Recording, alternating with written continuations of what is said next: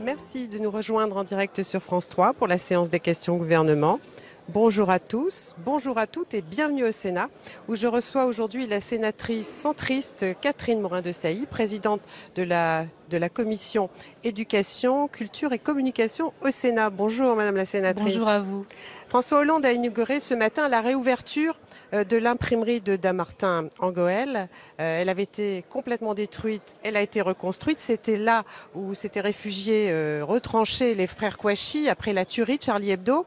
Alors le président en a profité pour délivrer un message très optimiste. La France peut se relever face à la barbarie. Vous êtes d'accord avec ce message ? Bien entendu, dans la mesure où les Français ont une capacité très forte de résilience, ils ont montré beaucoup de dignité dans l'ensemble des événements qui se sont succédés, et le dernier en date étant l'assassinat dans ma ville, dans ma région du père Hamel. Au demeurant, il faut rester extrêmement vigilant et ferme dans nos positions. La plus grande des libertés pour les Français, c'est de leur assurer justement leur sécurité. Et nous avons affaire tout de même à tout sauf des anges. Donc je crois qu'il y a à prendre en compte que nous sommes en état de guerre, ça a été dit d'ailleurs par le Premier ministre, et qu'il nous faut, dans le cadre de l'état d'urgence, conserver une grande fermeté dans les mesures à appliquer et bien entendu l'anticipation de possibles événements dramatiques. Le président en a profité pour vanter les principes qui nous gouvernent en France. Est-ce que c'est une pierre dans le jardin des Républicains qui sont suspectés de vouloir remettre en cause l'état de droit, de vouloir adopter une législation d'exception? Vous le ressentez de cette façon-là? Cette législation d'exception, quelque part, nous l'avons déjà votée ici, en tout cas au Sénat, de manière transpartisane, les Républicains y compris, c'est l'état d'urgence. Ça a été la prorogation à plusieurs reprises de l'état d'urgence. Donc, quelque part, nous sommes déjà en état d'exception. Maintenant, ce qu'il faut, c'est une grande fermeté aussi de la part de la justice. Ce qui s'est passé au lendemain de l'affaire de l'assassinat du père Hamel, beaucoup se sont posé la question de savoir comment un jeune fiché S qui a manifesté à 2 reprises son intention de partir faire le djihad en Syrie, comment se fit-il qu'il était quelque part en liberté? Il y a toutes ces questions que se sont posées à juste titre les Français et que se posent aujourd'hui les parlementaires. Donc il y a une façon de faire de l'angélisme dans le discours de la gauche aujourd'hui face au terrorisme?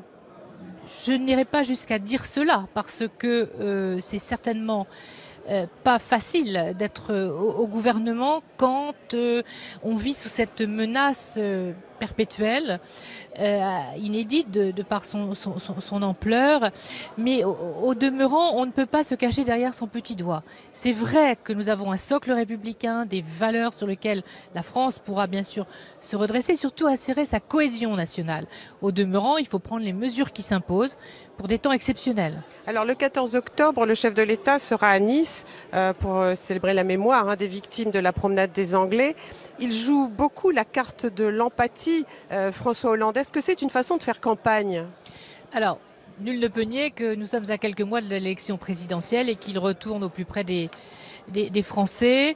Avoir ce genre de démarche en tant que président de la République relève également de son rôle. Il a aussi pour assurer la cohésion nationale au lendemain de ces événements dramatiques. Mais encore une fois, il ne faut pas qu'il y ait de mélange des genres et surtout, il faut se placer dans une perspective de rassurer les Français face à leur avenir et que toutes ces questions de sécurité soient sérieusement traitées.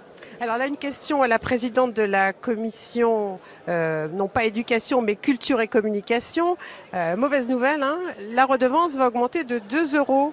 Ça fera quand même 14 € d'augmentation sous le quinquennat de François Hollande. Alors c'est ce qu'on annonce dans les prévisions budgétaires. Bon, en réalité c'est 1 € puisqu'il y a 1 € d'inflation. 1 €. Alors en effet, moi j'aurais préféré que soit engagée une vraie réforme structurelle de cette redevance, qui avait d'ailleurs été annoncée au CSA par François Hollande, mais qui n'a jamais mis en œuvre. J'aurais préféré qu'avant toute augmentation, on s'attache à reverser intégralement à l'audiovisuel public le produit de la taxe sur les télécoms, qui avait été créé en 2009. Oui, ceux qui ont des smartphones, des tablettes, ne paieront pas l'augmentation. Seuls les téléspectateurs. L'État se sert au passage sur cette taxe plutôt que d'en réattribuer l'intégralité d'abord à l'audiovisuel public. Donc avant d'augmenter la redevance, redevance. Un, il aurait fallu reverser l'intégralité de la taxe.